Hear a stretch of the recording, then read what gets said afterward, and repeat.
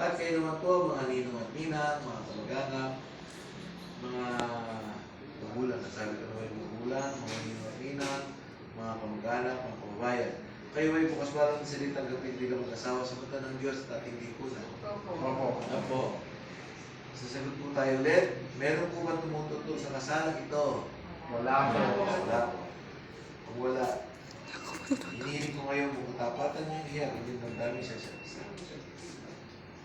Sila bukal ba sa ilang pagparito, baksan bibig, ang iyong magiging kabihan na si Joven na yung pangamamanitong dito na nalungkulay.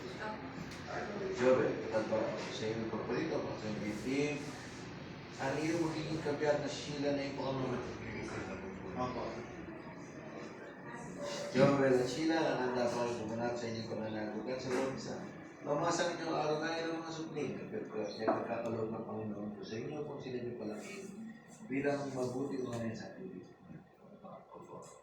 Anong trabaho mo, Joven? Extra lang po. Extra? Sa mga contraction po. Sa construction? Anong extra? Wala, labor? Labor po. Construction. So, si Sheila, ano naman trabaho? Finance. Okay, pero okay naman kayo, wala naman. Kaya kayo nagpakasal. Ilang taon na kayo nagsasama? 16 years. Ilang taon na yung panganay niyo? 16 eh, 17. So, yung bunso, ilang taon na? 12. Okay. Sige. Anyway, yun ang pangako nyo sa isa't isa na babae ba yung panganay yung akin? Huwag nyo silang pababayaan sa kasada dahil sa maraming yung interpretation, di ba? Actually, yung mga hindi magandang nangyayari, minsan sa gabi nangyayari dahil sa kapabayaan ng mga magulang. Kaya nagkaroon ako minsan ng hindi maganda yung mga anak namin dahil sa kakulangan natin sa pagkabay sa kanila para maging sila. Pero sa inyong dalawa, huwag yung gagawin yung ganun bagay. Kailangan hanapin nyo sila. Kailangan nyo pabayaan na nasa lansahan lang sila. Kasi, alam mo ang bata, pagka gagawa na isang kalokohan niya, madali niyang gawin yung isang bagay na gano'n dahil sa kapabayaan ng magulang. Kung hindi pabayaan yung mga magulang, mag-aalangan din sila gawin dahil sa hinahanap nyo sila. Hindi naman yung sinasaktan, pero pinasasabihan, pinag-aaralan, alam mo, sa lubos na sinasabi, hindi na pwede sakta ng bata. Pero pwede mo manahan. Ibig sabihin, pwede mong pagsabihan na mga bata ngayon, pag sinaktan mo, susunod ka sa police, susunod ka sa DSWD, diba? So, pag binungangaan mo yan, ay hindi mo sa pagsasabihan. Dahil sa ang gagawin mo naman, dadaldala mo lang. Puro magandang salita sa mga. Kasi para sa kanila yung ginagawa natin. Hindi nila naiintindihan yan. Hindi nila naramdaman kung ano yung masama at mabuti. Kaya sila nakakagawa ng isang masama dahil sa kanila buhay na walang pag-iisip. So, buti sila pag-aaral ko yun. Okay po, huwag natin silang buhayin sa bulpi ha. Laki ng katawan mo. Yun pangako nyo sa isa. Pagmamahala kayo at mahalin nyo yung anak. Okay? Kaya ko naman sinasabi yun. Bakit sinasabi ko kayo? Mahalin namin yung anak namin, imahan talaga namin ang anak namin. Meron yung pagmamahal na maling pagmamahal. Isang pinalalaki namin sila sa maling pagmamahal. Diba? Kung namin gawin. Okay? Malaki natin sila. Magharap kayo dalawa. Yan. Hawakan mo dalawang kamay niya, Jopin. 16 years na kayo nagsasama. Nagsasabihan ba kayo ng I love you? Lagi? Ilang beses sinasabi sa'yo? Araw-araw. Isang araw, isang araw, ilang beses. Pinalis po. Pinalin. Po. Matutulog po. Ang importante, matutulog eh. Importante, matutulog. May I love you, di ba? Yung aalis, medyo pan yun. Pag sinasobra, ilang I love you ba? Nasasabi niyo. Ilan? Depende po.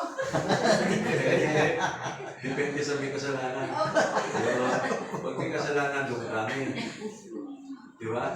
Pag walang kasalanan, bumonte. Okay. Kaya ako tinatanong yan dahil sa pagkatapos niyang bagitin, sabihin sa kanya yung mga hilig ko, may I love you sa buhay. Okay? Mahal kita. Depende sa gustuhan mo. Babagitin mo yung pangalan niya.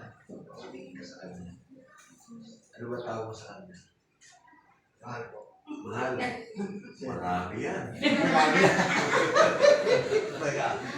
Sila na lang. Kasi marami yung mahal eh.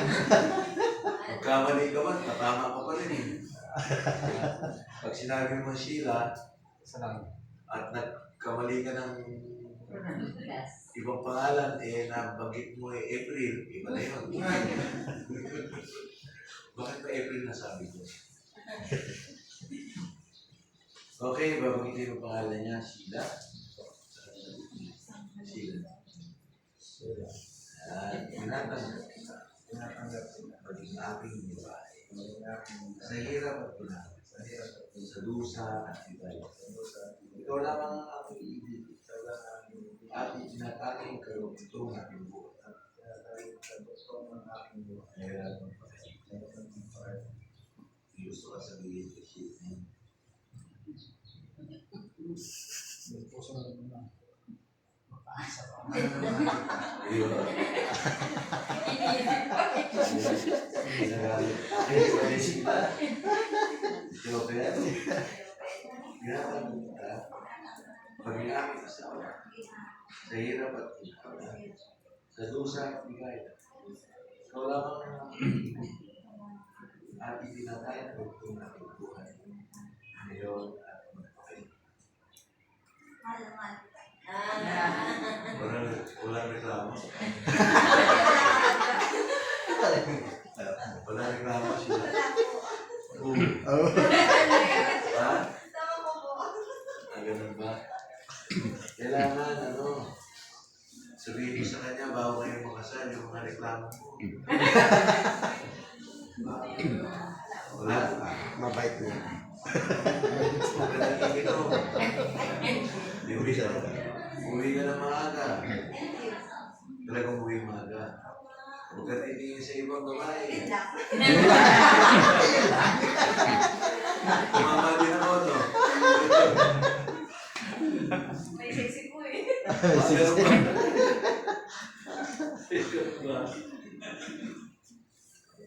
Pero sinisita mo siya. Hindi naman. Yung cellphone. Okay lang. Wala ka text me.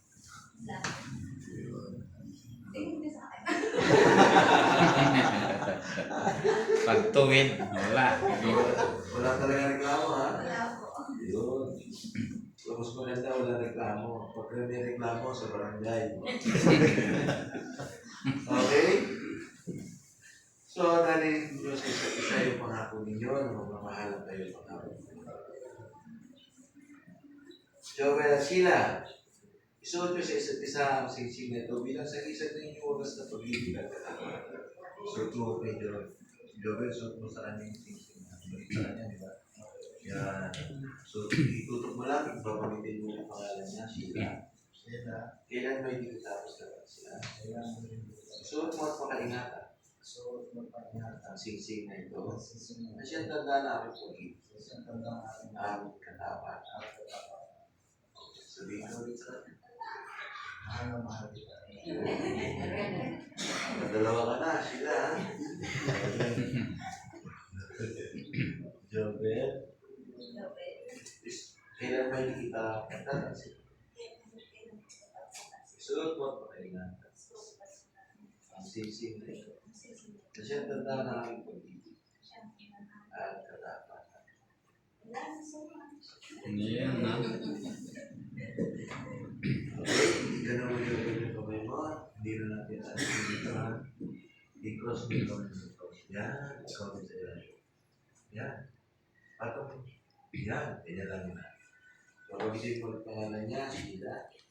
Sila. Kailan may kita ko pa Kailangan kaya? mo hindi kita pababayaan. Naglalagak ko sa iyo. Lalaya ko sa iyo. Itong mga alas. Ito mga araw. Tanda ng aming pagpapahalaga. At pagkaling At pagkaling. sa kapakanan mo at ng ating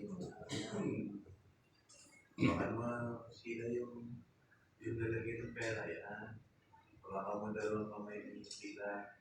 Yan. Wala naman sila ito. Tinatanggap ko.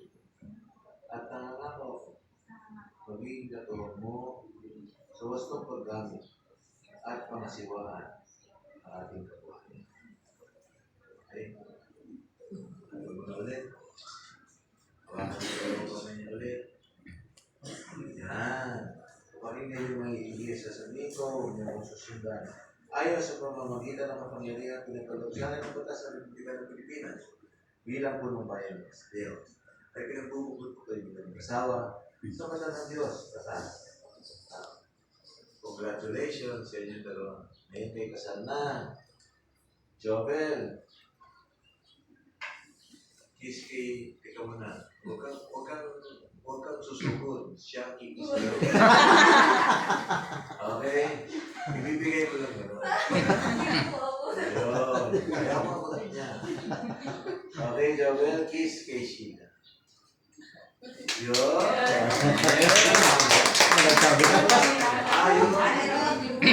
Okay. Nakunan ba? Nakunan? Hindi pumiyak. Yun. Okay, congratulations.